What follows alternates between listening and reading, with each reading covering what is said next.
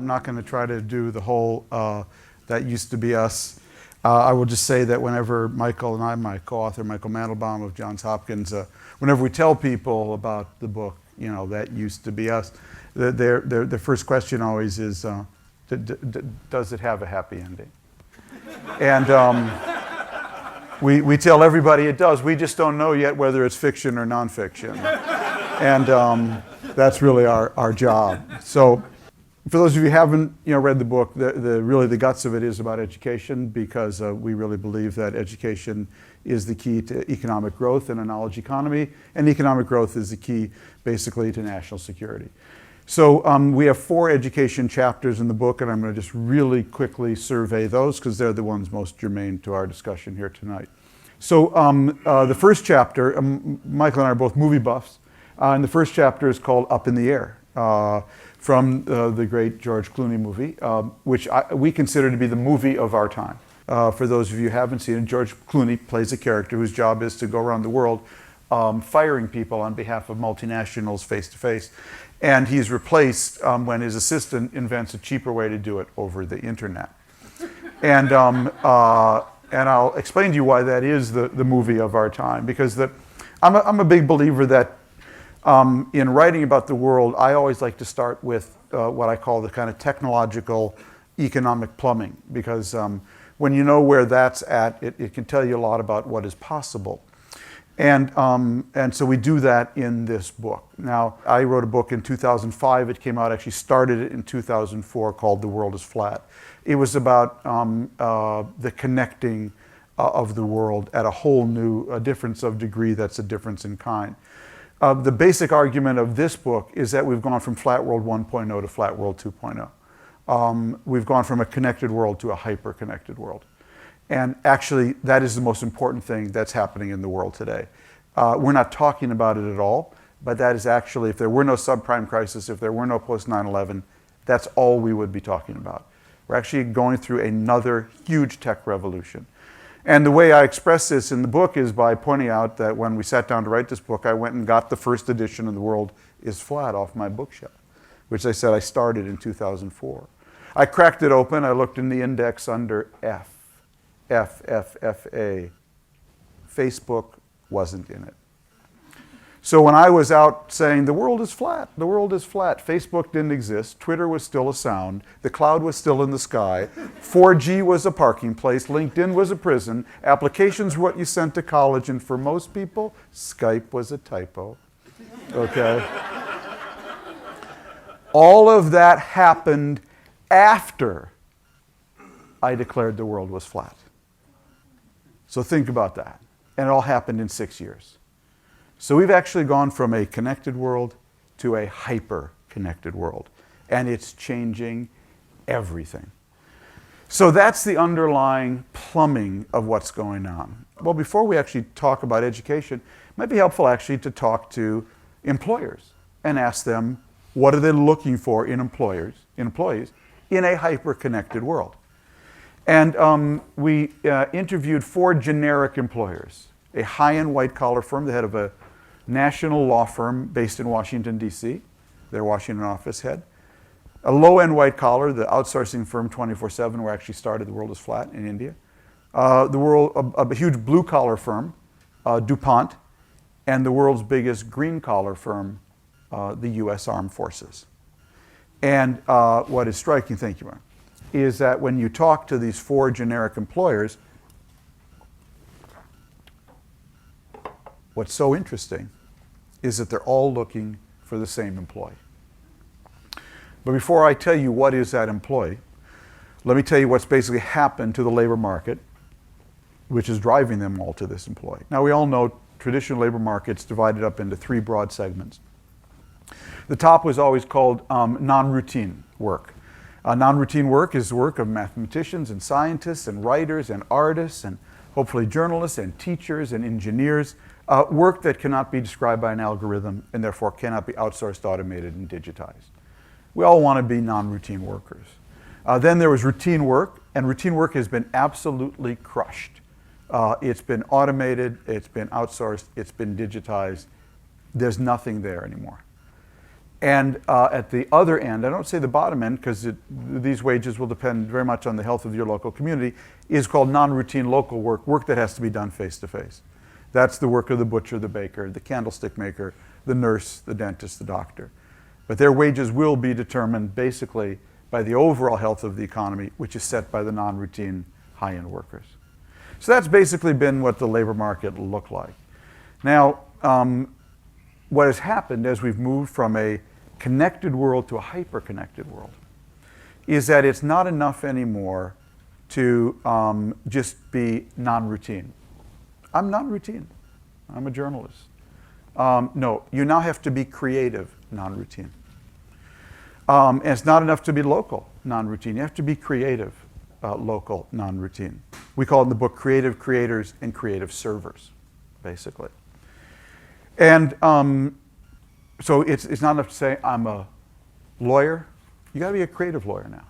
It's not enough to say I'm a scientist. You got to be a creative scientist. Not enough to say I'm an accountant. You have to be a creative accountant. Not a creative accountant, but you know what I mean. Okay, we have enough of those, but you know what I'm saying. Now, the way we discovered this was by actually talking to those 4 employers, Help Wanted. And as I said, what you discover when you actually talk to employers today is they're all looking for the same employee. Employees who can do critical reasoning and problem solving, ... in order to get an interview. Yeah, critical reasoning and problem solving, that's now table stakes. What employers are actually looking for today are people who can not only do their job in a non-routine way, but invent and reinvent their job as they're doing it. Okay, that's actually what people are looking for. Why? Because as you go from connected to hyper-connected, the world becomes so fast and change starts to happen so quickly, okay, that the big boss up here cannot have a clue what's going on down here unless he or she has people on the line touching the product and the customer who can not only do the job but invent, reinvent, and see where the openings are for the next product. You're really finished. And so that's actually what everyone's looking for in different ways. So for instance, we interviewed this high-end white-collar law firm. Jeff Lesk is the managing partner of the Washington office of Nixon Peabody. And the first thing he says in the interview is, we just hired a chief innovation officer. And how many law firms have you ever heard of having a chief innovation officer? But that's because their product cycle is just turning over that quickly. They felt they needed to actually create a chief innovation officer. But what's most revealing about the interview with Jeff, as you see in the book, this all started, he happens to be a family friend. In the 2008 subprime crisis, we asked Jeff, we were out to dinner, he and his wife and I, his wife's from Iowa, where my wife's from. And I asked Jeff, subprime crisis, what's happened to the law firm? He said, oh, business way off, way off. I said, what are you doing? He said, we're laying people off. I said, that's interesting. In a law firm, who gets laid off first? Is it last in, first out? He said, not anymore. The people being laid off are those who were in the bubble when we had a pile of work and we handed them that work and they did it in a routine, non-routine way and handed it back. They're gone. The ones who are staying are those who came to us and said, Jeff, we could do that old work in a new way. Or we could do new work in a new way. They were doing non-routine work. They were creative, non-routine. Now, the most revealing interview of these 4, I think, is with the head of that green-collar firm, the U.S. Armed Forces.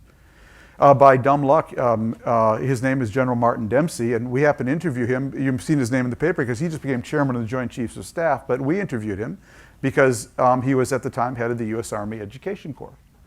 But what makes General Dempsey so interesting is that he's actually most famous for the fact that he commanded the 1st Armored Division that took Baghdad from Saddam Hussein in 2003. He is the man who took Baghdad. In 2008, he became head of CENTCOM, our Middle East headquarters. And he tells this story in the book. As head of CENTCOM, he was out in Afghanistan, far-flung base out in the Hindu Kush, commanded by a U.S. Army captain. He sat down with that captain for 2 hours, and when he got done, he realized that that captain at that far-flung base in Afghanistan had access to more intelligence at the tactical and national level and could order up more firepower from that base in far-flung Afghanistan than he, General Dempsey, could when he took Baghdad from Saddam Hussein in 2003. That's how much things had changed. So he came back and he completely revamped the U.S. Army education system, beginning with giving new recruits an iPod or an iPhone as soon as they show up at boot camp. And within 3 weeks, you may be asked to download the lesson. You teach the course while the drill instructor sits in the front row. So he's completely revolutionized because he realized if that officer has access to that much intelligence, that much firepower, we have to select and train that officer, he or she, totally differently than we've done in the past. So that's basically what's happening in the labor market. That leads then to the next chapter, which is about our education challenge and in the country. And the chapter is called Homework times 2 equals the American Dream. Because you're now going to have to do homework times 2, we all are, in order to pass on that American dream to the next generation.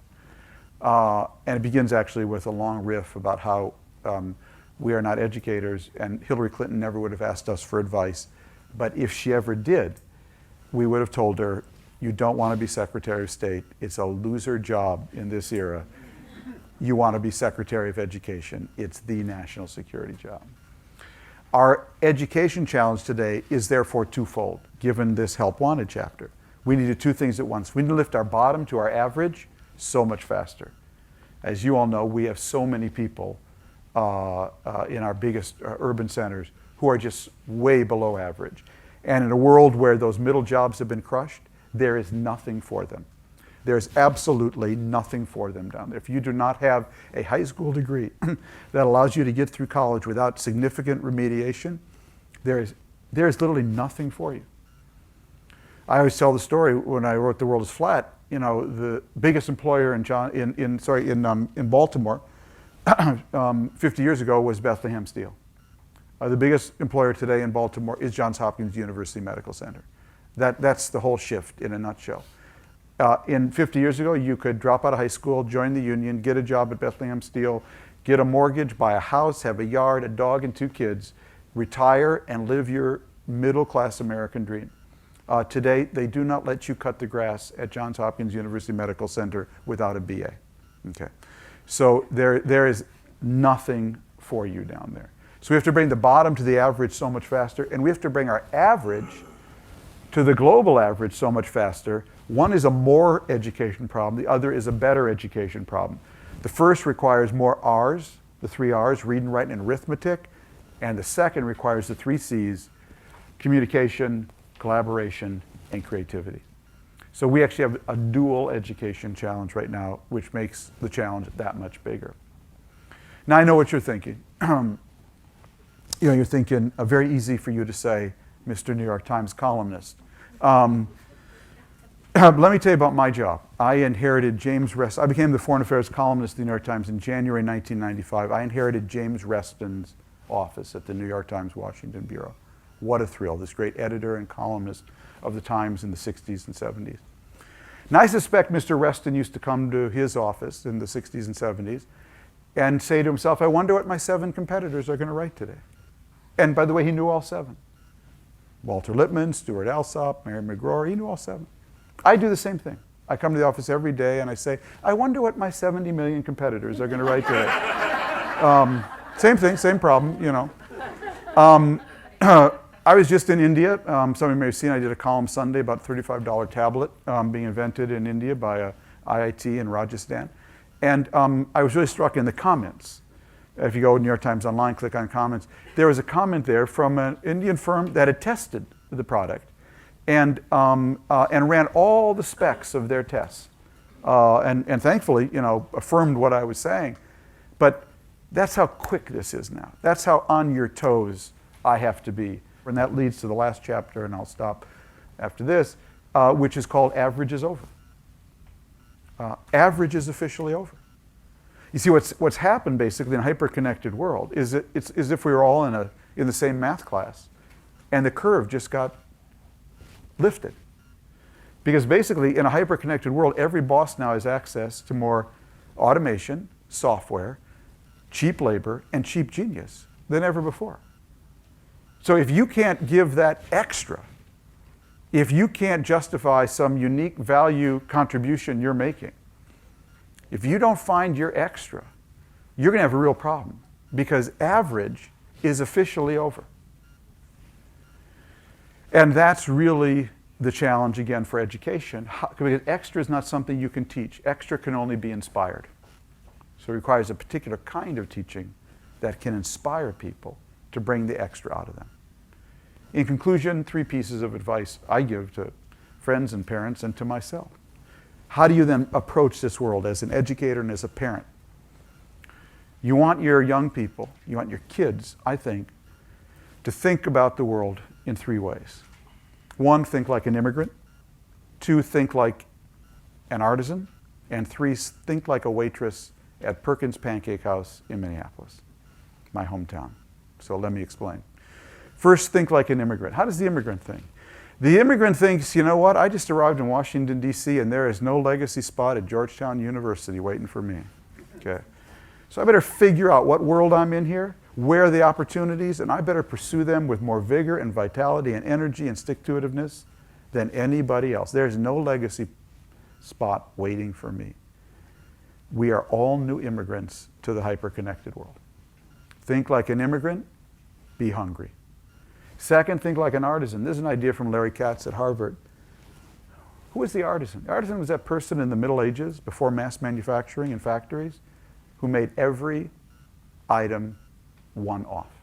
Every pair of shoes, every utensil, every piece of furniture, every piece of clothing, every saddle was made individually. And the best artisans did what? We know they carved their initials into their work. Do your job every day with that something extra so you would be prepared and want to carve your initials into it at the end of the day. Think like an immigrant, be hungry. Think like an artisan, take pride in your unique value contribution. Lastly, think like a waitress at Perkins Pancake House. I'm from Minneapolis. My favorite restaurant back home is Perkins Pancake House on Highway 100 and 494. I was there on a Sunday morning while writing the book with my best friend, Ken Greer. 7 a.m., we ordered breakfast. I ordered 3 buttermilk pancakes and scrambled eggs. Ken ordered 3 buttermilk pancakes and fruit. After 15 minutes, the waitress came, put our 2 plates down, and all she said was, to Ken, I gave you extra fruit. She got a 50% tip, okay? Because that waitress didn't control much, but she controlled the fruit ladle. And that was her extra, okay? What was she doing? She was actually thinking entrepreneurially.